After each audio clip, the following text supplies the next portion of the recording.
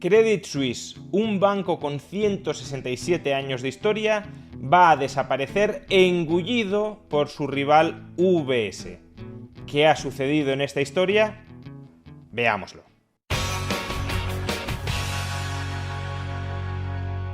La semana pasada ya analizamos los diversos problemas a los que se enfrentaba el banco suizo Credit Suisse. Básicamente, después de una década acumulando escándalos y malas inversiones, hasta el punto de que en el año 2022 las pérdidas que registró esta entidad equivalían a todos los beneficios que había acumulado en los 12 años anteriores, después de una pérdida reputacional muy importante durante la última década, el actual contexto de turbulencias financieras y, por tanto, de desconfianza generalizada hacia el sector financiero, terminó por darle la puntilla. Si en el cuarto trimestre del año 2022 Credit Suisse había experimentado una fuga de más de 100.000 millones de euros en depósitos, solo durante la última semana Credit Suisse había perdido 70.000 millones de euros adicionales en depósitos. Por tanto, los depositantes de este banco estaban huyendo en masa de la entidad.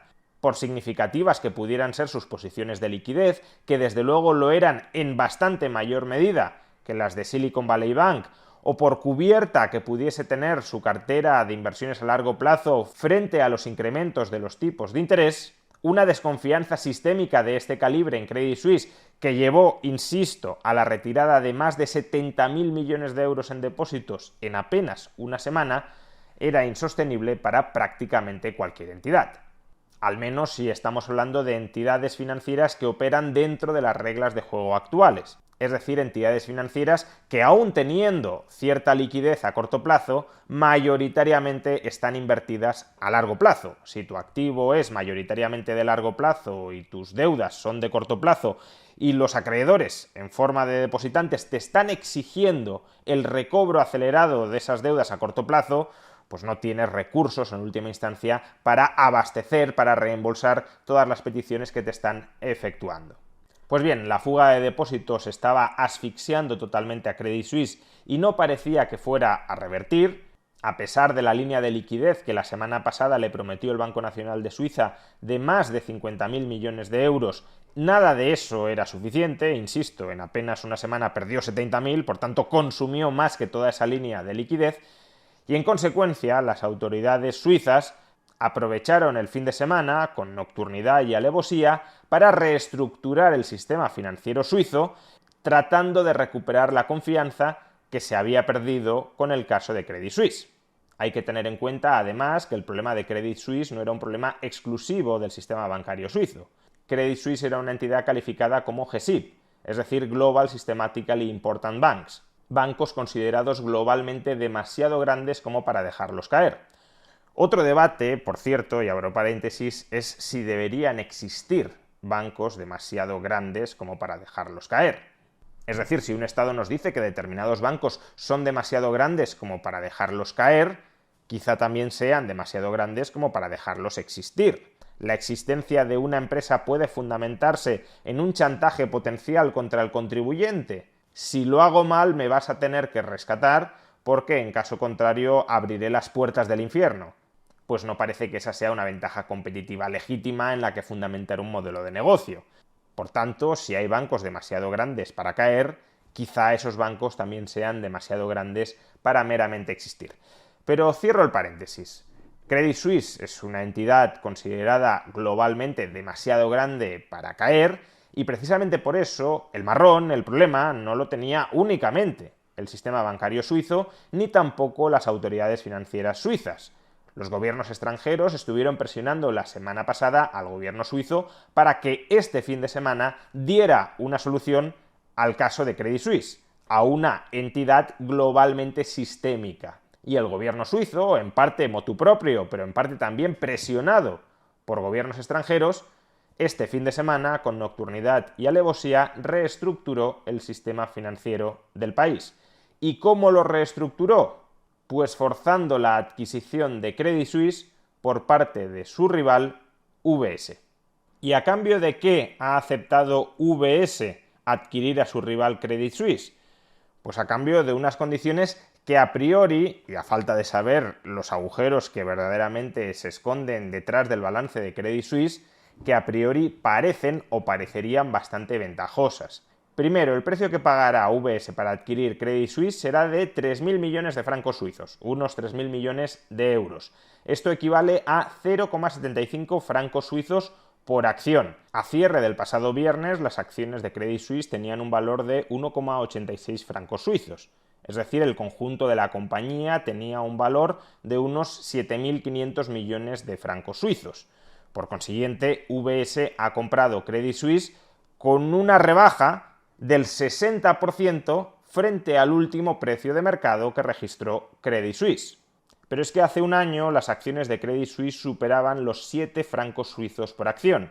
Es decir, que la compañía tenía un valor de mercado que rozaba los 30.000 millones de euros. De modo que UBS ha comprado Credit Suisse con un descuento del 90% frente al valor de mercado que exhibía este banco hace apenas un año. Y todo esto, cuidado, se ha hecho sin darles a los accionistas de Credit Suisse el derecho a votar si aceptan la propuesta de UBS o no. Las autoridades suizas impondrán ese precio y esa compra de UBS sobre Credit Suisse, quieran o no quieran los accionistas. Por tanto, estamos ante una expropiación del banco en favor de UBS.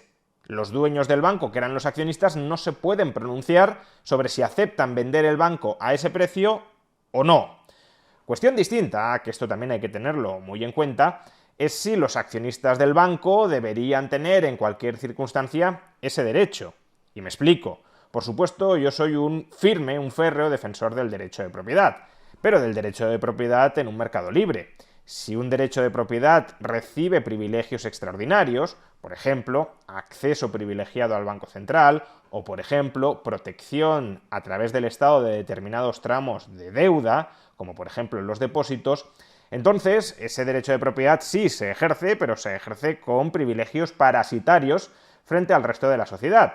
Y eso es lo que sucede con cualquier banco. Los accionistas se ven beneficiados por los privilegios que el establishment estatal les concede a los bancos, en forma de acceso privilegiado al Banco Central y en forma de promesa de rescate de algunos de sus acreedores. Por tanto, claro, si tú durante muchos años te has estado beneficiando de esos privilegios, ¿qué ocurriría con los bancos si no tuviesen esos privilegios? Pues probablemente que quebrarían todos y el accionista lo perdería absolutamente todo.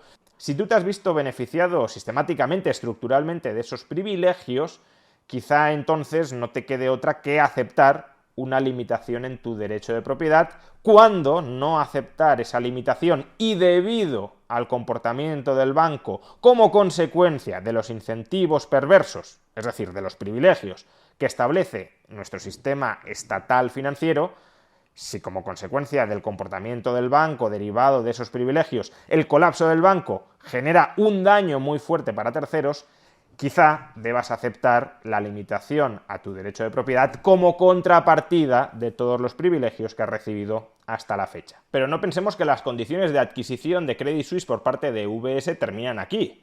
En segundo lugar, UBS también ha exigido y se le ha concedido que los bonos contingentes convertibles, los famosos COCOs, deuda subordinada de UBS específicamente emitida para absorber pérdidas que pongan en riesgo el capital regulatorio, que esos bonos, esos COCOs, pasen a valer cero. Esto ha supuesto pérdidas de 16.000 millones de euros para los acreedores, en forma de obligaciones contingentes convertibles, de Credit Suisse. Dicho de otra manera, si el valor de estas obligaciones no se hubiese reducido a cero, eso serían 16.000 millones más, eso serían 16.000 millones de euros más de deuda con la que cargaría UBS por adquirir Credit Suisse. Si esas obligaciones se reducen a cero, eso significa que UBS se ahorra 16.000 millones de euros que alternativamente podría tener que pagar como consecuencia de la adquisición de Credit Suisse. A este respecto, por cierto, se ha criticado mucho, lo han hecho incluso las instituciones europeas, que se haya reducido a cero el valor de los COCOs y en cambio los accionistas de Credit Suisse vayan a recibir 3.000 millones de euros. Y es que en principio parecería que estos cocos, que estas obligaciones contingentes convertibles, deberían haberse convertido en acciones, diluyendo por tanto la participación de los actuales accionistas, y entre todos los accionistas, los antiguos y los nuevos tras la conversión de los cocos en acciones, haberse repartido los 3.000 millones de euros que UBS pagará por Credit Suisse. De tal manera que los antiguos accionistas habrían recibido en términos efectivos muchísimo menos y los nuevos accionistas, los acreedores de los cocos, no habrían perdido el 100% de su inversión. Pero esto no se ha hecho así, alterando lo que tradicionalmente sería la jerarquía de prelación de cobro en un concurso de acreedores. No obstante, hay que decir que, en principio, parece que aquí no hay ninguna violación contractual. Y es que esta serie de cocos de Credit Suisse se emitió bajo la condición de que, si venían mal dadas, en lugar de convertirse en acciones, su valor caería a cero. Por tanto, quien invirtió en estos pasivos, quien invirtió en estas obligaciones, en estos bonos, ya debería saber a qué riesgo se exponía. Y el riesgo era perderlo todo si el capital regulatorio caía, no convertirse en accionista para completar ese capital regulatorio. Pero ni siquiera todo lo anterior bastaba para convencer a UBS de comprar Credit Suisse. Y con todo lo anterior me refiero a que se ha imputado a accionistas y a acreedores subordinados de los cocos 16.000 millones de euros en pérdidas. A los accionistas se les ha hecho una quita de 4.500 millones de euros y a los acreedores de los cocos de 12.000 millones de euros. Eso es dinero que se ahorra Credit Suisse. Eso es dinero que se ahorra UBS al comprar Credit Suisse. No tiene que responder de nada de todo eso. Las pérdidas potenciales que tuviera Credit Suisse ya se les imputan de antemano a estos accionistas y a estos acreedores. Pues bien, ni siquiera así, ni siquiera con una quita preventiva de más de 16.000 millones de euros, UBS quería comprar Credit Suisse, o al menos aparentaba que no lo quería comprar.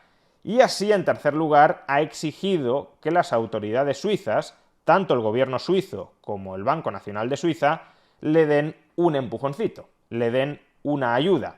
¿En qué ha consistido esa ayuda? Por un lado, el gobierno suizo se compromete a absorber pérdidas de hasta 9.000 millones de euros que puedan derivarse de los activos problemáticos de Credit Suisse. Y por otro lado, el Banco Nacional de Suiza le extenderá a UBS una línea de liquidez de 100.000 millones de euros. No hay que mezclar ambos tipos de ayudas. En principio, la línea de liquidez es únicamente un préstamo que, si UBS no quiebra, se terminará devolviendo al Banco Central. Por tanto, como mucho, hay un subsidio en forma de tipos de interés, pero no hay una transferencia permanente de 100.000 millones de euros o de francos suizos. En cambio, los 9.000 millones de euros o de francos suizos en forma de esquema de protección de activos que sí ha aceptado el gobierno suizo, sí supone muy probablemente que UBS termine descargándole al contribuyente suizo pérdidas de 9.000 millones de euros. Esto equivale a algo más del 1% del PIB suizo. No es algo, desde luego, dramático. El rescate bancario en España fue muchísimo más costoso hace 10 años, pero no obstante se trata de una socialización de pérdidas con el contribuyente que no tiene absolutamente ninguna justificación. Si la primera y la segunda condición de la compra de Credit Suisse por parte de UBS era hasta cierto punto discutible, pero razonable, esta tercera parte no tiene, repito, ninguna justificación. Los accionistas y los acreedores subordinados pueden tener que exponerse a pérdidas, incluso a pérdidas del 100% de su capital, porque han decidido invertir en Credit Suisse. Los contribuyentes suizos, o los de cualquier otro país, me da igual, no tienen por qué responsabilizarse ni de un solo franco suizo de Credit Suisse, porque ellos han decidido no invertir en Credit Suisse. Y si tú decides no invertir en Credit Suisse porque consideras quizá que Credit Suisse no supone un buen riesgo, no tiene ningún sentido, ni económico ni moral, que te carguen las pérdidas por una decisión que has tomado responsablemente: no invertir en Credit Suisse. Al final, por tanto, se recompensa la irresponsabilidad. Si invierto en Credit Suisse cuando no debería haber invertido, en parte me rescatan, por ejemplo, la deuda senior de Credit Suisse, y si no invierto en Credit Suisse cuando no debería haber invertido, porque Credit Suisse es un mal modelo de negocio, me cargan la factura de las pérdidas de los que se han invertido. Insisto, un horror injustificable. Dicho todo esto, ¿significa que UBS ha hecho el negocio del siglo comprando Credit Suisse? Una rebaja en el precio de más de 16.000 millones de euros, unas garantías de 9.000 millones de euros, por tanto una rebaja potencial de hasta 25.000 millones de euros y una línea de liquidez de más de 100.000 millones de euros. ¿Significa, repito, que todo esto es tremendamente ventajoso? Pues la verdad es que no lo sabemos. Y no lo sabemos porque ignoramos, y probablemente UBS también lo ignore, qué hay realmente detrás de los libros de Credit Suisse. ¿Cuáles son las pérdidas potenciales que puede haber acumuladas en Credit Suisse? De hecho, este lunes los CDS de UBS, es decir, los seguros contra el riesgo de impago de la deuda de UBS, han amanecido disparándose. Los inversores temen que después de la compra de Credit Suisse, el default, la suspensión de pagos de UBS, sea más probable que antes de la adquisición de Credit Suisse.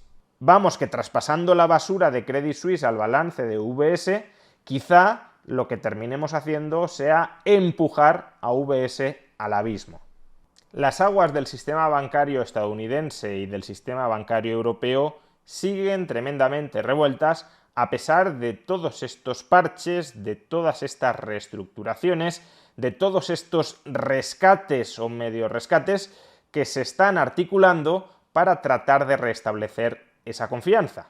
Y cuanto más dure esta fragilidad, esta desconfianza, esta intranquilidad, más se debilitará el sistema bancario europeo o estadounidense y, por tanto, más probable será que asistamos a nuevas suspensiones de pagos.